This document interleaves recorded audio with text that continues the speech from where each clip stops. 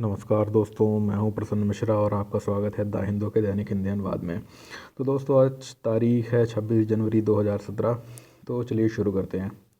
दोस्तों, पहली खबर ये है कि Tamil Nadu new jallikattu law faces challenge in supreme court. तो दोस्तों, मैंने पहले ही आपको बताया था कि इसको लेकर के जो कोई भी पशु अधिकार वाले संगठन है वो ज़रूर जाएंगे सुप्रीम कोर्ट। तो पेटा तो हालांकि नहीं इसमें लिखा हुआ है उसका नाम, क्योंकि यहाँ पे लिखा हुआ है कि जो एनिमल वेलफेयर बोर्ड यानी कि पशु कल्याण बोर्ड है, उसके अलावा कंपैशन अनलिमिटेड प्लस एक्शन जो कि एक एनजीओ है, और उसके अलावा कुछ और एक्टिविस्ट यानी जो कुछ और कार्यकर्ता हैं ऐसे, तो वो इसके खिलाफ गए थे। तो अभी तो पेटा का नाम पढ़ने में नहीं आया कि पेटा गया था कि नहीं। लेकिन अगली बात जो महत्वपूर्ण थी वो जानने योग्य ये थे कि आखिर ये किस आधार पर उसे चैलेंज करेंगे, चुनौती देंगे।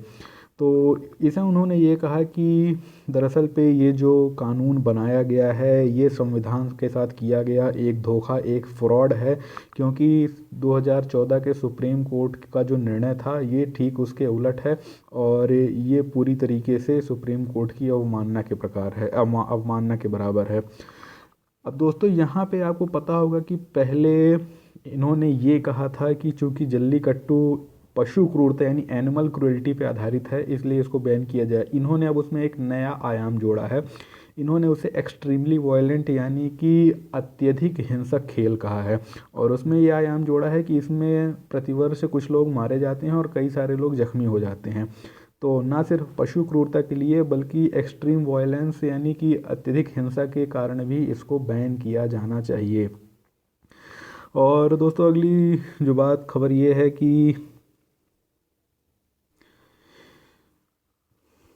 जो एक अर्जी दाखिल की गई थी, याचिका दाखिल की गई थी एनिमल वेलफेयर बोर्ड के द्वारा, तो वो मैंने जो आपको पहले बताया था कि चूंकि एक कॉन्करेंट लिस्ट का सब्जेक्ट है यानी समवर्ती सूची का विषय है, तो जाहिर तौर पे जो केंद्र सरकार का पशु क्रूरता अधिनियम 1960 था, तो उसका भी उल्लंघन मान करके उसके खिलाफ एक याचिका दायर की जाएगी। तो किया ही गया है। कहा गया है कि ये संविधान और पशु क्रूरता अधिनियम के 1960 के पूरी तरीके से खिलाफ है, इसलिए इस तमिलनाडु के इस कानून को निरस्त किया जाना चाहिए। अगली खबर ये है दोस्तों कि भारत ट्रांसपेरेंसी इंटरनेशनल की उस सूची में आ गया है जिसमें कि वो करप्शन को रोकने यानी भ्रष्टाचार को रोकने में असफल साबित हुआ है। तो दोस्तों, इस सूची में भारत को ब्राज़ील और चीन के साथ 40वें स्थान पे रखा गया। तो ये बता दूं कि ये जो सूची बनती है तो इसको ट्रांसपेरेंसी इंटरनेशनल नाम का एक गैर सरकारी संगठन बनाता है, और ये इस सूची में जो सबसे ऊपर होता है वो सबसे भ्रष्ट होता है, और जो सबसे नीचे होता है वो सबसे ईमानदार होता है। तो भारत की 40वीं पोजीशन है, यानी कि भारत से भी भ्रष्ट कई सारे देश हैं। तो यहाँ पे आपको बता दूं कि जब ये सूची बनाई जाती है तो कई सारे आयामों को ध्यान में रखा जाता है, और साथ ही साथ ये कहा जा रहा है कि सूची में जो रिमार्क्स दिए गए हैं भारत के लिए यानी कि जो टिप्पणी की गई है उसमें उन्होंने कहा है कि भारत में विकास तो हो रहा है लेकिन ये विकास इनइक्वलिटी यानी कि असमानता को फैला रहा है, यानी कि विकास का पूरा लाभ केवल एक वर्ग को मिल रहा है, जिसके कारण अमीर और अमीर होता जा रहा है जबकि गरीब और ज़्यादा गरीब होता जा रहा है। तो यहाँ पर एक भारतीय संगठन है जो कि उसी से संबंध रखता है, उसने अपनी बात कही थी। उन्होंने ये कहा कि growth with inequality is disaster on its own, but in the case of India such growth also legitimizes corruption, यानी कि अगर असमानता के साथ विकास किया जाए तो ये खुद में ही बहुत भयावह होता है, बहुत ख़तरनाक होता है, और अगर भारत के संदर्भ में बात करें तो ये देश में भ्रष्टाचार को कानूनी मान्यता दे देता है। उनका सीधा सा कहने का यही मतलब था कि जब किसी भी देश में असमानता बहुत ज़्यादा बढ़ जाती है तो लोग आगे बढ़ने वाले लोगों को देखते हैं कि वो किस तरीके से गलत तरीके से पैसा कमा रहे हैं, तो हर व्यक्ति इसी बात के लिए प्रोत्साहित होता है कि वो ज़्यादा से ज़्यादा भ्रष्टाचार करे और अधिक से अधिक पैसा कमाए, और भ्रष्टाचार वहाँ का एक आचरण, एक चरित्र सा बन जाता है। और जो पाकिस्तान और अफ़गानिस्तान के बारे में खबर है, तो पाकिस्तान ज़्यादा भ्रष्ट है क्योंकि उसका स्थान 32वां, और सर्वाधिक भ्रष्ट पूरे दक्षिण एशिया के इलाके में है अफ़गानिस्तान, जिसका कि स्थान 15 है, जो कि दक्षिणी सूडान और उत्तर कोरिया और लीबिया जैसे देशों की श्रेणी में है। तो यानी कि भारत की स्थिति अभी ठीक है। तो दोस्तों, पद्म पुरस्कारों के संबंध में घोषणा की गई है, तो पद्म विभूषण जिसको मिला है उनके नाम अवश्य देख लीजिएगा। इसके अलावा पद्म भूषण और पद्मश्री जो हैं तो आपके राज्यों से जो हैं तो उनको देख लीजिएगा, प्रीलिम्स में आपके राज्य के जो हैं तो उनके नाम आ सकते हैं, और पद्म विभूषण में जो हैं तो उनमें से किसी का भी नाम आ सकता है। तो दोस्तों दाईं ओर आपको नीचे तीनों ही पदक दिख रहे होंगे, तो आप इंटरनेट पे जाके ये भी पढ़ लीजिएगा कि इन पदकों के क्या रंग होते हैं और ये किस पदार्थ से बने होते हैं। ये भी हो सकता है कहीं कुछ पूछ ले। तो दोस्तों अगली खबर ये है कि India true friend says Trump, यानी कि डोनाल्ड ट्रंप ने कहा है कि भारत एक सच्चा मित्र है। तो दोस्तों आपको बता दूं कि गुरुवार को डोनाल्ड ट्रंप जी ने मोदी जी को फ़ोन किया था और उसके बाद दोनों लोगों में कुछ बातचीत हुई थी। तो कुछ बातें जो डिस्कस हुई थी तो उनके बारे में ये बताया जा रहा है कि जो बातें डिस्कस हुई वो मुख्य रूप से आर्थिक और रक्षा संबंधों को और ज़्यादा मजबूत बनाने के लिए हुई हैं। और इसके अलावा ये मोदी जी ने बाद में कहा, ट्वीट करके कहा कि मेरी भी डोनाल्ड ट्रंप जी से बात हुई और हम इस बात पर सहमत हुए हैं कि हम अपने द्विपक्षीय रिश्तों को और भी ज़्यादा मजबूत और कारगर बनाने की कोशिश करेंगे। तो दोस्तों जो मुख्य रूप से यहाँ पे कन्वर्जेंस ऑफ आइडियाज़ लिखा हुआ है उसमें ये लिखा हुआ है कि दोनों ने ही मध्य एशिया यानी कि जो अफ़गानिस्तान इत्यादि का इलाका है तो वहाँ पर और दक्षिण एशिया के इलाके में सुरक्षा संबंधी समस्याओं को लेकर के बात की और इस बात को लेकर के संकल्पवान हुए कि वो कंधे से कंधा मिला करके आतंकवाद के खिलाफ लड़ेंगे। हालांकि अभी तक मोदी जी और ट्रंप जी के बीच मुलाकात के बारे में जो कहा जा रहा था कि G20 की जो शिखर वार्ता होगी हैम्बर्ग जर्मनी में, तो हो सकता है कि जब जुलाई में वार्ता हो तो वहाँ पे मिलें। लेकिन कहा जा रहा है कि ऐसा भी हो सकता है कि दोनों एक दूसरे से पहले भी मिल सकते हैं, क्योंकि टेलीफोन में दोनों ने एक दूसरे को अपने अपने देश आने का निमंत्रण दिया। और मोदी जी दुनिया के वो 5वें नेता हैं जिनसे डोनाल्ड ट्रंप जी ने शपथ लेने के बाद बात की है। तो ये महत्वपूर्ण है, यानी कि अभी तक कई सारे देशों के नेता हैं जिसमें कि व्लादिमीर पुतिन और शी जिनपिंग, इनसे भी अभी डोनाल्ड ट्रंप की बात नहीं हुई है, लेकिन मोदी जी से हुई है। तो मतलब कि वो मोदी जी को अपने एक विश्व सहयोगी के रूप में देख रहे हैं। तो दोस्तों अगली खबर ये है कि president for simultaneous Lok Sabha assembly polls, यानी कि राष्ट्रपति प्रणब मुखर्जी ने कहा है कि लोकसभा और विधानसभा के चुनाव एक साथ होने चाहिए। तो आपको पता होगा कि पिछले साल से इस बात को लेकर के काफ़ी कवायद चल रही है। कई सारे लेख मैंने एक साल में पढ़े हुए हैं इसके बारे में कि अगर राज्य लोकसभा और विधानसभा दोनों के चुनाव एक साथ कराए जाते हैं तो इससे ना सिर्फ इस बात की बचत होगी कि चुनाव में जो खर्चे होते हैं वो बच जाएंगे, साथ ही साथ बहुत सारी राजनीतिक पार्टियां जो कि हर 6 महीने या एक साल में आने वाले चुनावों के कारण अपना काम धाम छोड़ करके चुनाव के प्रचारों में ही उलझी रहती हैं, तो वो भी उनसे बच जाएंगी। तो आप जैसे देख ही रहे हैं कि अभी यूपी में चुनाव होने वाला है, तो भाजपा और कांग्रेस के ज़्यादातर जो लोग हैं तो वहीं पर लगे हुए हैं। इसके पहले महाराष्ट्र में चुनाव थे, फिर बिहार में चुनाव थे। तो कई जगहों पर जब इस तरीके से चुनाव होते रहते हैं तो ज़्यादातर राजनीतिक पार्टियों का ध्यान अक्सर वहीं बढ़ जाता है और वो अपने कार्यपालिका कार्यों पे उतना ध्यान नहीं दे पाती हैं।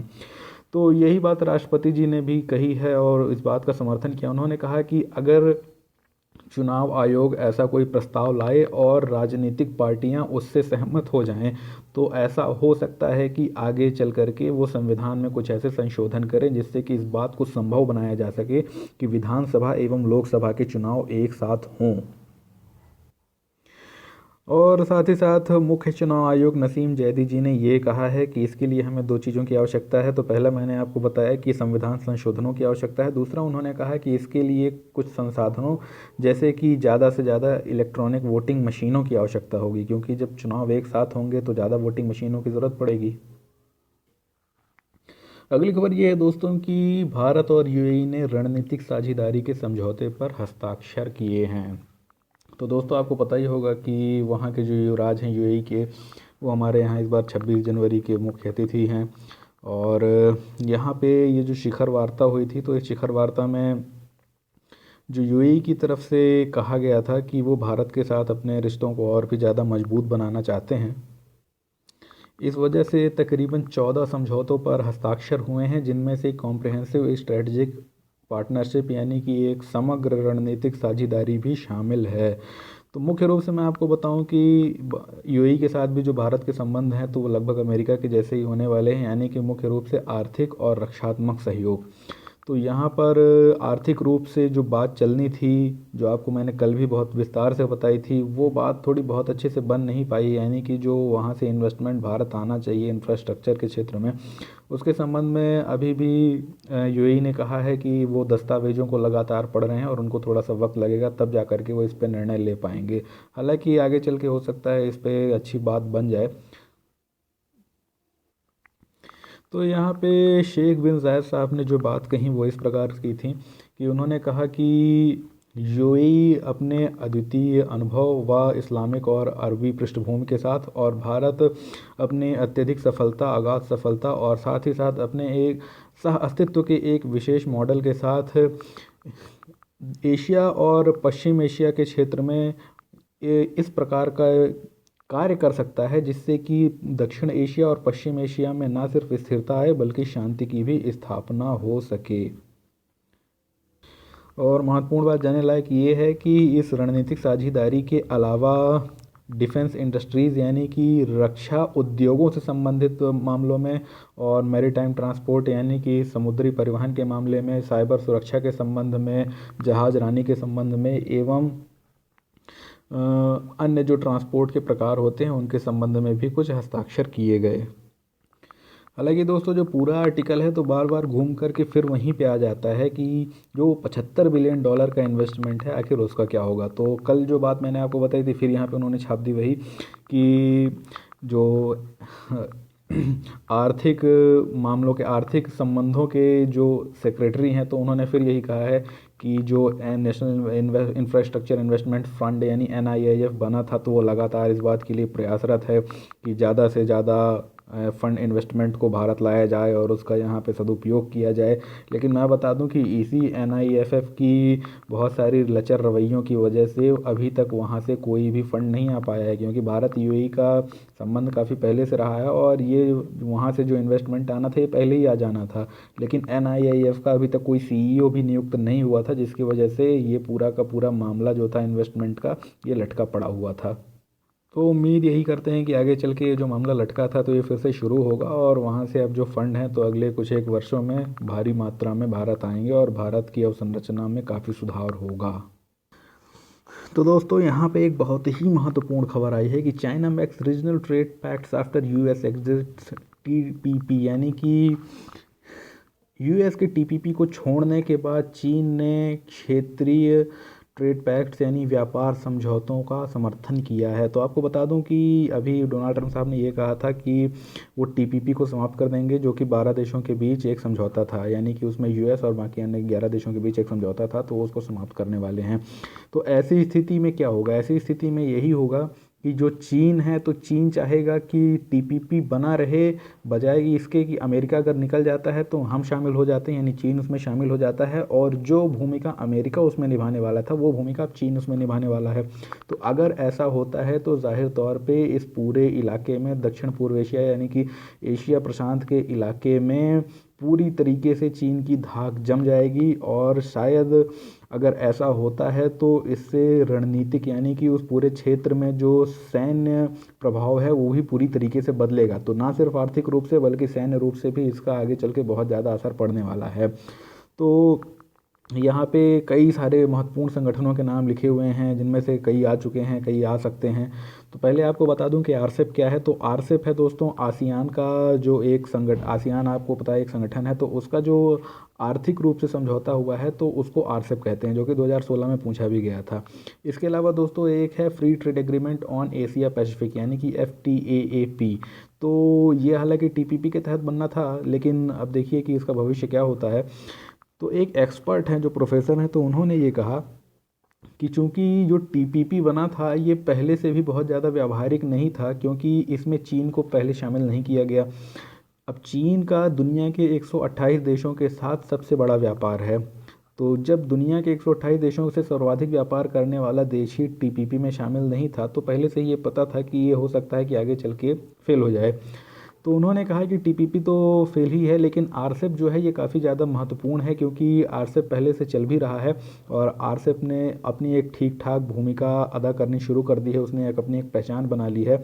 तो वो दक्षिण पूर्व एशिया के देशों को जोड़ने के लिए और साथ ही उस पूरे इलाके के आसपास जो बाकी 6 देश हैं, भारत, चीन, जापान, दक्षिण कोरिया, ऑस्ट्रेलिया और न्यूजीलैंड, तो इनको भी अपना एसोसिएट मेंबर या ऑब्जर्वर बना करके काफ़ी अच्छे तरीके से प्रगति कर रहा है। और ऐसा हो सकता है कि आगे चल के आरसेप जो है तो काफ़ी महत्वपूर्ण प्लेटफॉर्म बन जाए, जहाँ पे इस पूरे एशियाई और एशिया प्रशांत क्षेत्र के देश मिलकर के व्यापार करें। तो उन्होंने, अभी आपको बता दूं कि जो चीन का विदेश मंत्रालय है, तो चीन के विदेश मंत्रालय ने एक नई बात कही। उन्होंने कहा कि हम चाहते हैं कि जो एशिया पैसिफिक के देश हैं, यानी कि जो एशिया प्रशांत क्षेत्र के देश हैं, तो ये देश मिल करके आपस में एक प्रकार का मुक्त व्यापार क्षेत्र बनाएं, यानी फ्री ट्रेड एरिया एफटीए बनाएं।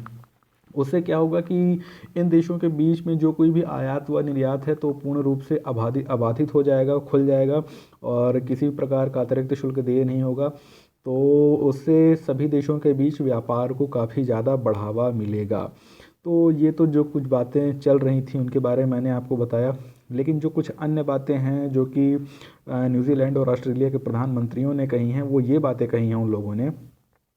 उन्होंने कहा है कि अगर अमेरिका इससे बाहर होना चाहता है तो वो बाहर हो सकता है, लेकिन वो ये ना सोचे कि इससे हमारे जो संगठन हैं वो समाप्त हो जाएंगे, क्योंकि अगर अमेरिका बाहर होता है तो हम उसके लिए कोई ना कोई विकल्प ज़रूर ढूंढेंगे और जाहिर तौर पे ये विकल्प चीन ही होगा।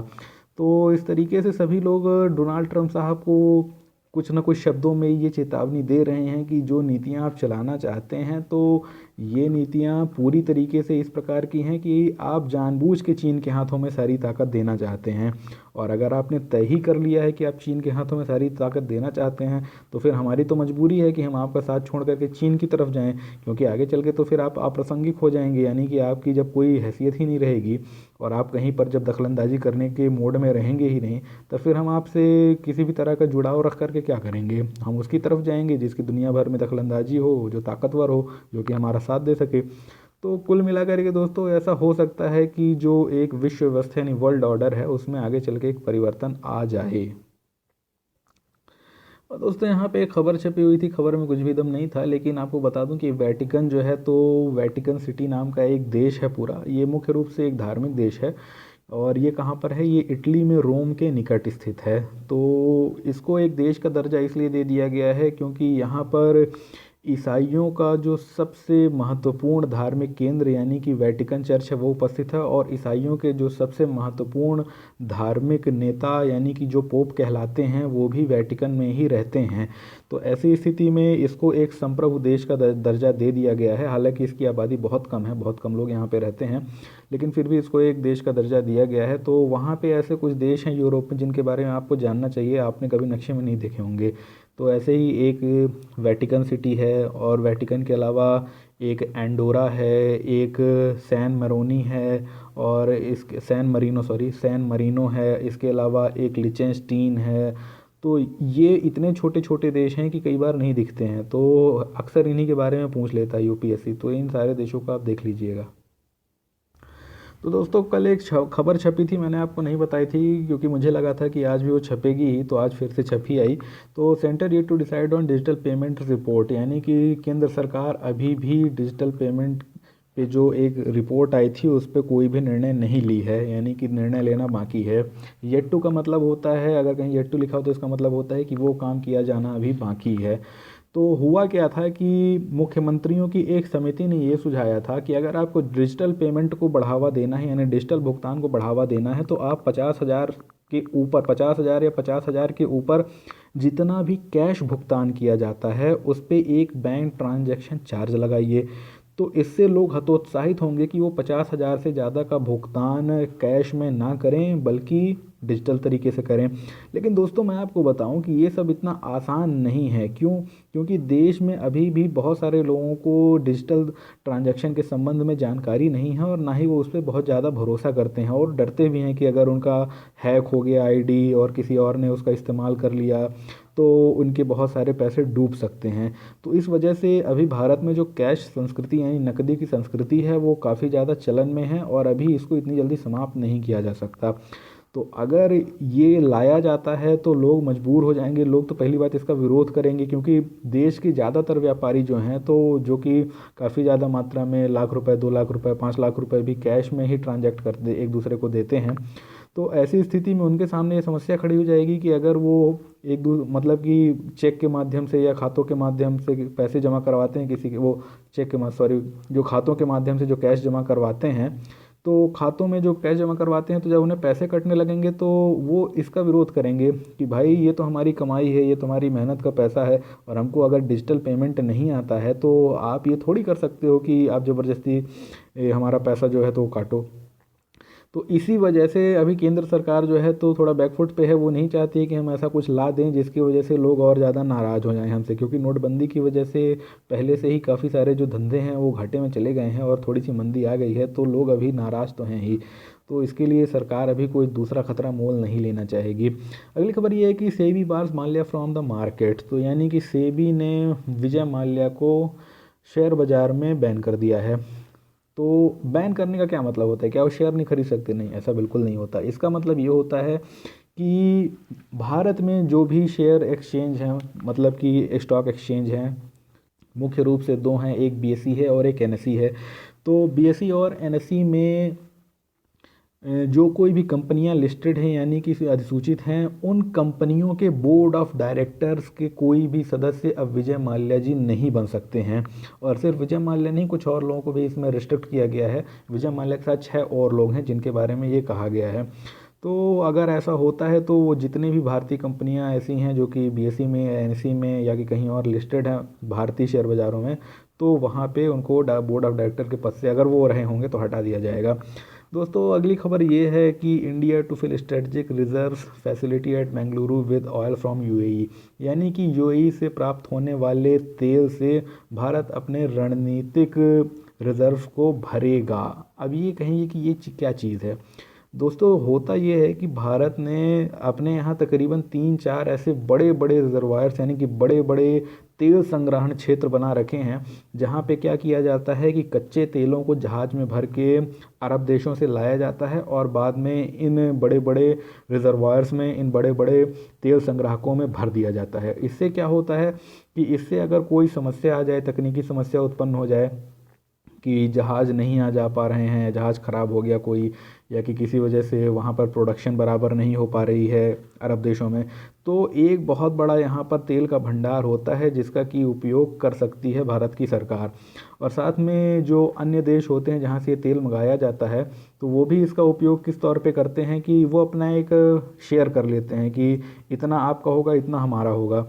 तो जो भारत का शेयर होता है तो वो भारत इस्तेमाल करता है, लेकिन इसके साथ भारत अन्य देशों को ये भी सुविधा देता है, जो अरब यानी कि तेल उत्पादक देश हैं उनको ये सुविधा देता है कि भारत में जो ये बड़े बड़े हमने रिजर्वायर्स बना के रखे हुए हैं, तो यहाँ पे आप आइए और अपने तेलों को भर दीजिए। इससे क्या होगा कि भारत के आसपास के जितने भी देश हैं तो उनको जब भी तेल की इमरजेंसी आवश्यकता पड़ेगी या कभी भी आवश्यकता पड़ेगी, तो उनको अपने जहाज़ अरब देश भेजने की आवश्यकता नहीं है। वो सीधे ही भारत के उन रिजर्वायर से अपना तेल जो है उठा सकेंगे और वो अपने देश ले जा सकेंगे। तो यानी कि ये जो रिजर्वायर होगा तो इसको भारत सरकार अपने उपयोग के लिए भी और उन देशों के उपयोग के लिए भी रखेगी। यानी कि जैसे कि यूएई ने एक समझौता किया किसके साथ, इंडोनेशिया के साथ, कि हम आपको इस हफ्ते जो है 10 लाख लीटर कच्चा तेल देंगे। तो अब ज़रूरी नहीं है कि इंडोनेशिया का जहाज़ यूएई जाए और वहाँ से 10 लाख लीटर तेल लेके आए।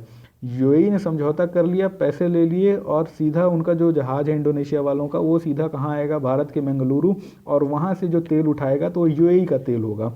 वो यूएई का तेल वहाँ से उठा करके फिर से इंडोनेशिया लौट जाएगा। तो इससे क्या होगा कि उनके जहाज़ को आने जाने में कम समय लगेगा। तो एक तो समय की बचत होगी और दूसरा कि क्या होगा कि उनको उतनी ज़्यादा झंझट भी नहीं होगी। तो इधर से एक चैनल बना रहेगा यूएई और भारत के बीच में, जो कि लगातार आकर के यहाँ रिजर्वायर्स को भरता रहेगा और इस स्थान से बाकी लोग अपना अपना आवश्यकता अनुसार तेल लेते रहेंगे। जैसे कि पेट्रोल पंप में होता है कि बाहर से पेट्रोल आकर के पेट्रोल पंप में भर दिया जाता है टैंक में और सारे ग्राहक जाकर के वहीं से भरवाते हैं। तो ये भी एक प्रकार का समझिए कच्चे तेल का पेट्रोल पंप टाइप का है। तो दोस्तों आज के अखबार में कुल मिलाकर के इतनी ही खबरें थी, इससे ज़्यादा और कुछ भी नहीं है। बहुत सारे प्रचार हैं आज के अखबार में। तो इस प्रकार से आज के द हिंदू का दैनिक हिंदी अनुवाद पूरी तरीके से समाप्त होता है। ये आपको कैसा लगा आप मुझे ज़रूर बताइएगा। तो जो नए विजिटर्स आए हुए हैं चैनल पे वो इस चैनल को ज़रूर सब्सक्राइब करें, इससे उनको मेरी सारी वीडियोस बिना कोई फेसबुक लिंक के या बिना किसी भी सर्च के सीधे ही प्राप्त हो जाया करेंगी। तो दोस्तों कल फिर से मिलेंगे, तब तक के लिए धन्यवाद। शुभ रात्रि। जय हिंद।